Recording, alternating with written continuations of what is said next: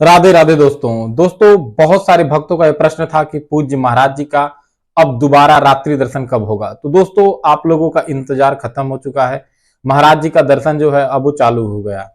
दोस्तों भक्तों का जो निष्ठा होता है उसके आगे भगवान भी झुक जाते हैं, तो हमारे गुरुदेव तो उससे भी सरल है, भगवान से भी सरल गुरु होते हैं। दोस्तों जब हनुमान जी प्रसन्न हुए तो पूछा गया बताओ किसकी तरह कृपा करूं, मां की तरह, बाप की तरह, प्रभु श्री राम की तरह, किसकी तरह, भाई की तरह, किसके तरह कृपा करूं। तो भक्त ने कहा कि जय जय जय हनुमान गोसाई, कृपा करहु गुरुदेव की नाही। क्योंकि दोस्तों जो कृपा गुरु करते हैं वो कोई नहीं कर सकता, कोई मतलब कोई नहीं कर सकता।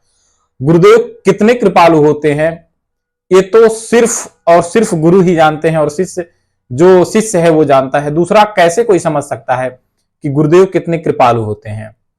तो दोस्तों इसीलिए हनुमान चालीसा में कहा गया है कि जय जय जय हनुमान गोसाई, कृपा करहु गुरुदेव की नाही।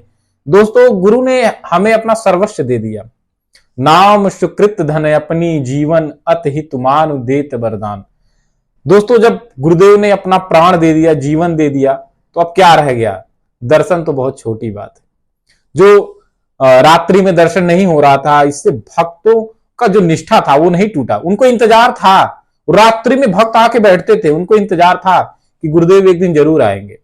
थोड़ा स्वास्थ्य अनुकूल नहीं था और वृंदावन में भीड़ बहुत ज्यादा थी। इतनी भीड़ थी क्योंकि दोस्तों 25 तारीख से जो छुट्टियां पड़ चुकी थी और नया साल, अंग्रेजों का जो नया साल था वो नया साल आ गया था, और साध्वी श्री ऋतंभरा जी महाराज का उनका जन्मदिन था जिसमें बहुत सारे मंत्री और नेता आए थे। तो इससे वृंदावन के अंदर भीड़ बहुत ज्यादा बढ़ने वाली थी। तो दोस्तों इतनी ज्यादा भीड़ के कारण जो हमारे श्री राधा केली कुंज के जो साधु संत महाराज जी लोग हैं, उन्होंने ये निर्णय लिया होगा कि महाराज जी किसी के साथ कोई दुर्घटना ना हो, इस वजह से जो है कुछ दिन के लिए हम जो रात्रि का दर्शन है वो बंद कर देते हैं। और दोस्तों महाराज जी का जो स्वास्थ्य है आप लोग जानते ही हैं, को अनुकूल नहीं रहता है, क्योंकि महाराज जी को स्वास्थ्य में कोई ना कोई दिक्कत होती ही रहती है। तो इस वजह से जो है दोस्तों थोड़ा सा ये भी कारण रहा, लेकिन भक्तों की निष्ठा देख के गुरुदेव भी नहीं रुक पाए। सुनते होंगे महाराज जी का सत्संग, सुनते होंगे, महाराज जी को फॉलो किए हैं और देखते होंगे। तो महाराज जी ने ही बताया था कि एक बार जब महाराज जी का स्वास्थ्य अनुकूल नहीं था और महाराज जी ने जब जो संत भगवान लोग हैं उनसे कहा कि आप लोग बाहर जो है अनाउंस करवा दें कि आज महाराज जी नहीं आ पाएंगे। तो जब वो लोग बाहर आए और बाहर आके उन्होंने बताया कि आज महाराज जी जो है वो दर्शन के लिए नहीं आ पाएंगे क्योंकि महाराज जी का स्वास्थ्य अनुकूल नहीं है। तो दोस्तों बहुत सारे भक्त जो थे वो रोने लगे और उन्होंने कहा कि आज का जो दिन है मेरा, ये सबसे खराब दिन है, क्योंकि वृंदावन जाने के बाद अगर महाराज जी का दर्शन नहीं हुआ तो भक्त वाकई में अपने आप को बड़ा खराब दिन मानता है। और ये बात जब जाके जो हमारे संत भगवान लोग हैं जब महाराज जी को अंदर बताए, तो महाराज जी का स्वास्थ्य अनुकूल ना होने के बाद भी महाराज जी से नहीं रहा गया, और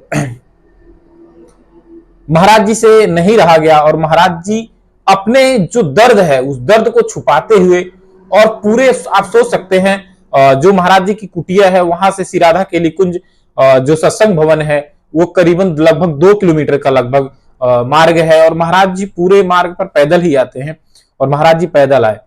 बहुत सारे ऐसे भक्त हैं जो हजारों किलोमीटर से पैदल आते हैं और उनका सिर्फ एक ही उद्देश्य होता है कि वृंदावन में वो जाएं, ठाकुर जी के दर्शन हो या ना हो, किसी अन्य चीज का दर्शन हो पाए ना हो पाए, लेकिन पूज्य महाराज जी का दर्शन जरूर हो। उनका एक उद्देश्य होता है। आप जो भी लोग जुड़े हैं जब आप उनसे बात करेंगे तो वो आप जब उनसे पूछेंगे, क्योंकि जब वृंदावन में जो लोग आते हैं जब मैं उनसे बात करता हूं, उनसे पूछता हूं कि आप जो रात है, इतनी रात्रि है और आप इस परिक्रमा मार्ग परिसरज में बैठे हुए हैं तो आपको ठंड नहीं लगती और इतनी रात्रि है, तो उनका उद्देश्य, उनका जो कहना होता है कि भाई ये जो महाराज जी का दर्शन है हम सिर्फ इसीलिए बैठे, हमें और कोई चाहत नहीं है, महाराज जी का सिर्फ एक दर्शन मिल जाए, इससे ज्यादा हमें कुछ नहीं चाहिए। और एक दर्शन के लिए पूरी रात्रि परिक्रमा मार्ग पर बैठे होते हैं। चाहे दोस्तों आप सोच सकते हैं कि इतना ज्यादा ठंड है और इस ठंड में इतनी व्यवस्था नहीं है कि वहां पे कोई ऐसा हो, क्योंकि रज ही है, चारों तरफ रज है और खुली जगह है, हवा भी लगती है। वृंदावन में अत्यधिक ठंड होता है, फिर भी भक्तों की निष्ठा होती है कि महाराज जी जब आते नहीं थे फिर भी भक्त आके बैठे रहते थे। तो आप सोच सकते हैं कि हमारे गुरुदेव कितना कोमल हृदय के हैं और गुरु से ज्यादा कृपा कोई कर ही नहीं सकता, कोई भी नहीं कर सकता। इसीलिए कहा गया है कि